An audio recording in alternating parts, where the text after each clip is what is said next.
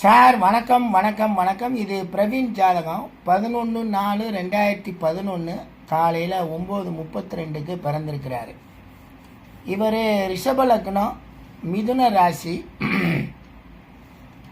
புனர்பூச நட்சத்திரத்தில் பிறந்திருக்கிறார் சார் பையன்.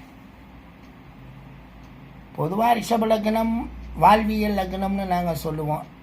டம்பம், டாம்பிகம், படோடாபம், அழகை விரும்பி கவர்ச்சிகளை விரும்பி வாழக்கூடிய ஒரு அற்புதமான லக்னம் அந்த லக்னம். ராசி மிதுன ராசி மல்டி பர்சனாலிட்டி ராசி. நிறைய யோசிக்கிறது, சிந்திக்கிறது, நிறைய செயல்படக்கூடிய யோக அமைப்பில் இருக்கக்கூடிய ராசி. எல்லா இடத்துலையும் சூட் ஆகும். ப்ரெசன்ஸ் ஆஃப் மைண்டு நல்லா இருக்கும். பையன் என்னன்னா லக்னாதிபதி பையனுக்கு சுக்கிரன். அந்த சுக்கிரன் தொழில் ஸ்தானமான 10ஆம் பாவத்தில் இருக்கிறான். கவலைப்பட வேண்டிய ஜாதகமே கிடையாது. ஏதாவது ஒரு தொழிலை போய் உட்காந்துக்கிட்டு அதில் வழி நடத்தக்கூடிய யோக அமைப்பை பெறக்கூடிய அமைப்பில் அவர் இருக்கிறார். தொழில் நல்லா இருக்கும், மதிப்பு நல்லா இருக்கும், மரியாதை நல்லா இருக்கும், எல்லாம் நல்லா இருக்குங்கிற அடிப்படையில் அவர் இருக்கார். லக்னாதிபதி தொழில் ஸ்தானம் ஓகே. அது மதிப்பு, மரியாதை, புகழ், அந்தஸ்தை கொடுத்தாலுமே ஏதாவது ஒன்றுக்குள்ளே போய் தன்னை உட்படுத்தி வாழக்கூடிய யோகத்தை அவருக்கு தருது அந்த சுக்கிரன். தனாதிபதியான புதன் லாபஸ்தானத்தில் நீச்சம் இருந்தாலும் தன பஞ்சமாதிபதி பாவ ரீதியாக லாபத்தில் இருக்கிறது நமக்கு நல்லது தான். அற்புதமான கோள்கள் லாபஸ்தானத்தில் பையனுக்கு சேர்ந்திருக்கு. சூரியன், புதன், குரு, செவ்வாய். இந்த 4 பேருமே லாபஸ்தானத்தில் இருக்கிறது தான் நினைச்சதை சாதித்து கொள்ளக்கூடிய யோக அமைப்பவும் அரச யோக தன்மையவும் பிற மனிதர்களுடைய சப்போர்ட்டும் பணமும் அறிவும் எதையும் சாதிக்கக்கூடிய யோகத்தையும் தரக்கூடிய அமைப்பில் இந்த 4 கோள்களுமே அங்கே இவருக்கு நன்மையை தருது பையனுக்கு. எல்லாமே அரச கோள்கள்னு வச்சுக்கோங்களேன். சூரியன், செவ்வாய், குரு, அதனுடன் புதன் வேற சேர்ந்திருக்கான். வேடிக்கை பிளானட் நல்லா இருக்கு அப்படின்னு சொல்லலாம். 2ல் சந்திரன் கேது. அது சந்திரன் கேது இணைவு எப்படின்னு கேட்டிங்கன்னா அறிவை விரிவாக பார்க்குறது, விரிவடைந்த அறிவு. ஒரு இடத்துல இருந்துக்கிட்டு ஒன்றை பற்றி 1,00,000 மடங்கு சிந்திக்கக்கூடிய அறிவை தரக்கூடியது தான் அந்த கேது. அதனுடன் சந்திரன் சேர்ந்திருக்கும் போது விரிவடைந்த அறிவு வருது, நன்றாக பேசுகிறார் அப்படிங்கிற அமைப்பில் வருது. அந்த தனாதிபதி புதன் லாபஸ்தானத்தில் உங்களுக்கு நீச்சம். அது ஒரு நன்மை தான் நம்மளை பொறுத்த வரைக்கும். என்னன்னு கேட்டிங்கன்னா எதையாவது பேசுவோம், அது என்னத்தையாவது ஒன்றில் போய் ஒரு சிக்கலை கொண்டு போய் விட்டுரும்.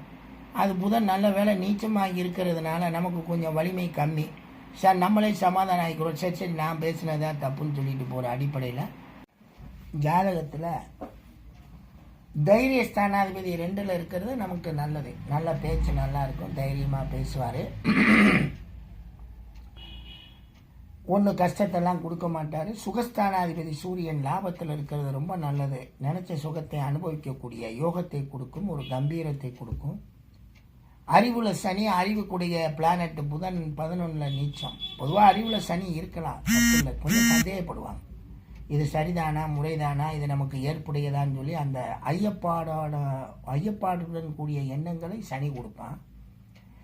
அவன் போய் நீச்சமாக இருக்கான். அந்த இடத்ததிபதி புதன் நீச்சம் ஆனாலுமே நமக்கு நன்மை தான். அவன் லாபபாவத்தில் நீச்சமாகிறான். அதனால அறிவுக்கு எந்த ஒரு பங்கமும் வராது. 6ஆம் பாவாதிபதி சுக்கிரன் 10ல் நல்லா வேலை பார்ப்பார், நல்லா உழைப்பார். உழைக்கக்கூடியவர், உழைக்கக்கூடிய அமைப்புகளில் நல்லா இருப்பார். சர்வீஸ்லாம் நல்லா பண்ணுவார். நீங்கள் கூட கேட்டீங்க அவருக்கு அந்த சர்வீஸ் படிப்பு இந்த படிப்பெல்லாம் படிக்கலாம் தாராளமாக. அதெல்லாம் நல்லா படிக்கலாம். நல்லா வேலைக்கும் போகக்கூடிய யோகம் உள்ள ஜாதகம். வேலைக்கு போனாலும் ஒரு ஸ்டேட்டஸு, மதிப்பு, மரியாதையெல்லாம் பெறக்கூடிய ஜாதகமாக தான் இருக்குது. படிக்கலாம். அதே மாதிரி 10 கூடிய சனியை 5ல் இருக்கான். அறிவை கொண்டு செயல்படக்கூடிய யோகம். நீங்கள் என்ன நினைக்கிறீங்க சார் கேட்டீங்க. அவருக்கு தொழில் ஸ்தானாதிபதி வேலைக்கு போவானா, அவன் தொழில் பண்ணுவானான்னு கேட்டீங்க. 10ல் சுக்கிரன் இருக்கு. 10ல் சுக்கிரன் இருக்கிறவங்க எல்லாருமே பிஸ்னஸ் பண்ணலாம். அதனால தப்பு ஒன்றும் கிடையாது. அவன் சுக்கிரன் ஒரு வியாபாரி மாதிரி தான் மாறுவானே தவிர வேலைக்காரன்னு அவனை சொல்லலை. ஆனால் வேலை ஸ்தானாதிபதியான அந்த சனியை வேலை ஸ்தானாதிபதி, அந்த 10 கூடியவன் சனியை வேலை ஸ்தானாதிபதி. வேலைக்கும் போக தயார்படுவார். காசு பணம் இருந்துச்சுன்னா தொழிலும் பண்ணிட்டு போகலாம். ஏன்னா இவருக்கு 2023க்கு பின்னாடி 19 வருஷம் சனி மகாதிசை தான் ஓடும். சனி மகாதிசை முழுவதும் பணமும் வருமானமும் செல்வத்தையும் தரக்கூடிய திசை. அதுக்கப்புறம் 17 வருஷம் புதன் திசை. அதுவும் லாபத்திலேருந்து நடத்துகிற திசையாக இருக்கும். அதுக்கப்புறமேலு 7 வருஷம் கேது திசை, அதுவும் நல்லா இருக்குது. அதுக்கப்புறம் 20 வருஷம் சுக்கிர திசை, அதுவும் நல்லா இருக்குது. அப்போ எதிர்கால திசையெல்லாம் நல்லா இருக்குது. ஜாதகமோ ஒரு கோடீஸ்வர யோக ஜாதகமாக இங்கே உங்கள் கையில் நிற்கிது. அப்படிங்கிறப்போ ஒரு அரச யோக ஜாதகமாகவும் கோடீஸ்வர யோக ஜாதகமாகவும் இருக்கிறதுனால நீங்கள் பார்த்து ஒரு முதலீட்டை தேர்ந்தெடுத்து கொடுத்தீங்கன்னா அவர் பாட்டுக்கு ரன் பண்ணிட்டு போவார். அதில் ஒன்றும் பெரிய வீழ்ச்சியெல்லாம் கிடையாது. மனைவி ஸ்தானாதிபதியான அந்த செவ்வாய் லாபஸ்தானத்தில் இருக்கிறது மனைவி மற்ற மனிதர்களால் நன்மையை பெறக்கூடிய யோகத்திலையும் இருக்கிறார். அஷ்டமாதிபதி அந்த குரு வந்து உங்களுக்கு லாபத்தில் இருக்கார். தான் நினைச்சதை சாதிக்கிறதுக்கு கொஞ்சம் பிரேக்கு போட்டு போட்டு போட்டு சாதிக்க பழகுவார். அதுதான் இவற்றை உள்ள மைனஸை தவிர மற்றபடி வேறு ஒன்றுமே கிடையாது. பாக்கியாதிபதி சனி 5ல் நல்ல ஒழுக்கமானவர், நல்ல சிந்தனையாளர், நல்ல ஒழுக்க சிந்தனையில் தன் வாழ்க்கையை வாழக்கூடிய யோக அமைப்பை பெறுறாரு. 10 கூடையவன் 5ல் அறிவு எப்படி இருக்கோ அப்படித்தான் தொழிலை பண்ணுவேன்னு பண்ணிக்கிட்டு இருக்காரு.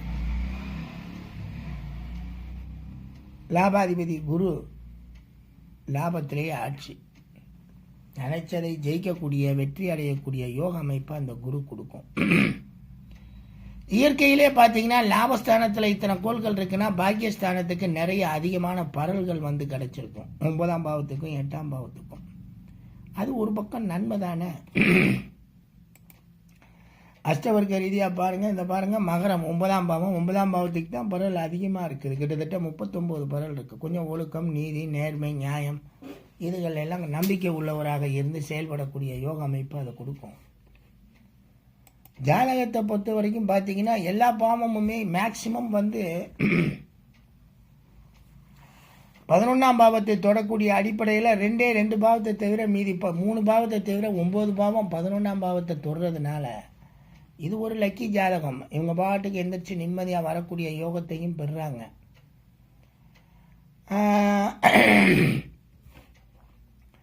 அஷ்டவர்க்க ரீதியாக நம்ம பலன் பார்க்குறோம் அப்படின்னு கேட்டிங்கன்னா அஷ்டவர்க்கத்துலேயும் ஒரு பெரிய மோசமெல்லாம் ஒன்றும் கிடையாது. அது உங்களுக்கு 8ஆம் பாவம் வலுக்கும். ஏன்னா 11ல் 4 பிளானட் இருக்கனால 9ஆம் பாவம் வலுவாக இருக்கனால நமக்கு அதனால் ஒரு பெரிய தோஷமும் கிடையாது, ஒன்றும் கிடையாது. அது நமக்கு பயனுள்ள அமைப்பை தருது.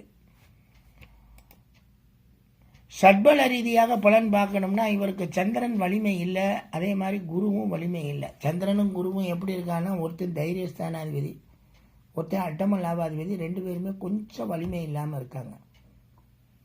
அவங்களுடைய திசா புத்தி காலங்கள்ன்றப்போ இப்போ குரு திசை நடக்குது, அவ்வளோதான். சந்திர திசை பெருசாக வரப்போகிறது கிடையாது. இந்த குரு திசை முடிகிற வரைக்கும் கொஞ்சம் மிடிலான பழக்க அமைப்பில் கொண்டு போகும். ஆனால் லாபத்தில் இருக்கிறனால நன்மையை தரும் குரு திசை. பாவபல ரீதியாக 12 பாவபல ரீதியாக எப்படிங்க இருக்கும் அப்படின்னு கேட்டிங்கன்னா லக்னம் 314 நல்லா இருக்குது. தனபாவம் மிதுனம் 621 அதுவும் நல்லா தான் இருக்குது. தனம் குடும்பஸ்தானம். தைரியம் வீரியம் 264 ஓரளவு தைரியம் வீரியம் உள்ளவர். சுகஸ்தானாதிபதி நல்லா இருக்கான். சுகஸ்தானாதிபதி 545 சுகவாசி தான். சுகங்களை பெறக்கூடியவர், வீடு மனை வாசல்களை வைத்திருக்கக்கூடியவர். அறிவு நல்லா இருக்குது, தெளிவாக இருக்குது. பிரச்சனைகள் எதுவாக இருந்தாலும் சந்திக்கக்கூடிய யோகத்தில் தான் இருக்கிறாரு. வெற்றி பெறுவார். மனைவி மற்றும் புதிய மனிதர்கள் தொடர்புகளை நன்றாக பாதுகாத்துக்கிறாரு. சின்ன சின்ன ஏமாற்றங்கள் அது ஒன்றும் பெரிய விஷயம் கிடையாது. பாக்கியவான், நல்லவர், ஒழுக்கமானவர், செயல்படக்கூடியவர், முறையாக சிந்திப்பது செயல்படக்கூடிய அமைப்பில் இருக்கார்.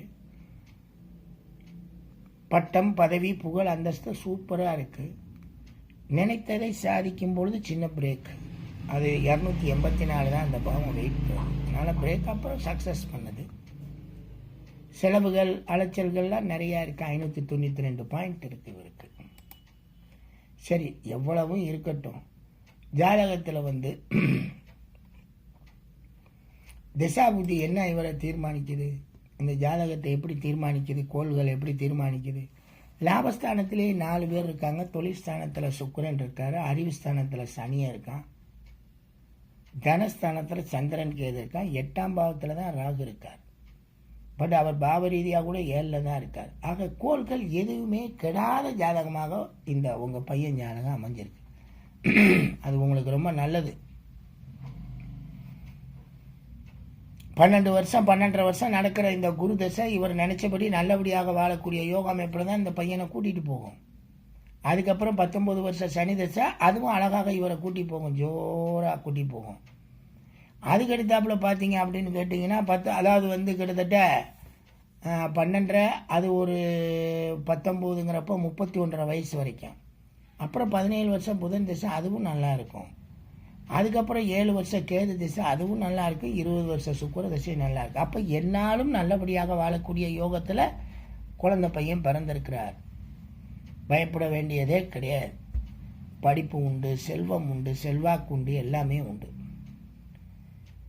இந்த திசைகள் நல்லா இருக்கனால நீங்கள் இவர் அடிப்படையிலே பண வசதிகள் வச்சுருந்தாருன்னா, பணம் வச்சுட்டு தொழில் பண்ணார்னா அதில் இருந்து முன்னேறக்கூடிய யோகா அமைப்பில் நல்லா வர்றாரு.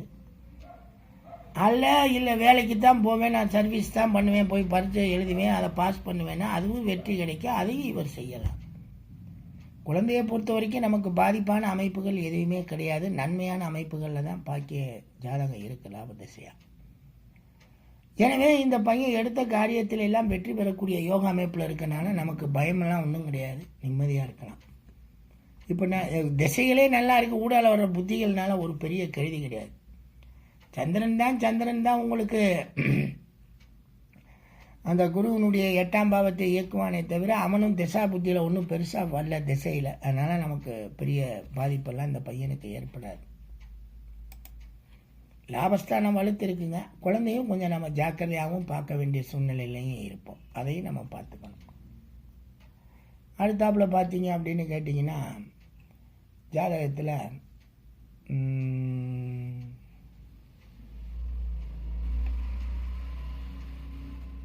நீங்கள் இந்து லக்கணம் கேட்குறீங்க. இன்னும் மற்ற விவரங்கள் எதுவாக இருந்தாலும் கேளுங்க, நான் உங்களுக்கு காலையில் பதில் சொல்கிறேன். இப்போ மணி கொஞ்சம் ஆயிடுச்சு. இதுதான் புது பலன். இனி இந்த இந்து லக்கணம் கேள்வியெல்லாம் நீங்கள் பாட்டு கேட்டுக்கிட்டே இருக்கலாம். எல்லாத்துக்கும் நாளைக்கு காலையில் பதில் சொல்லிடுறேன். வணக்கம்ங்க, வணக்கம். ஜாதகம் சூப்பரு. தொழில்கள் என்னென்ன பண்ணுவாருங்கிறதை எடுத்து போட்டு விட்றேன் வாட்ஸ்அப்பில் நாளைக்கு காலையில். அவ்வளோதாங்க. காலையில் ஃபோனை பண்ணி கூப்பிட்டு கேளுங்க. நாளைக்கு உங்களுடைய கேள்விகள் சம்மந்தப்பட்டதெல்லாம் கொஞ்சம் சாயந்தரம் நீங்கள் போயிட்டு வந்த பின்னாடி பேசுவோங்க. வாங்க. நன்றிங்க.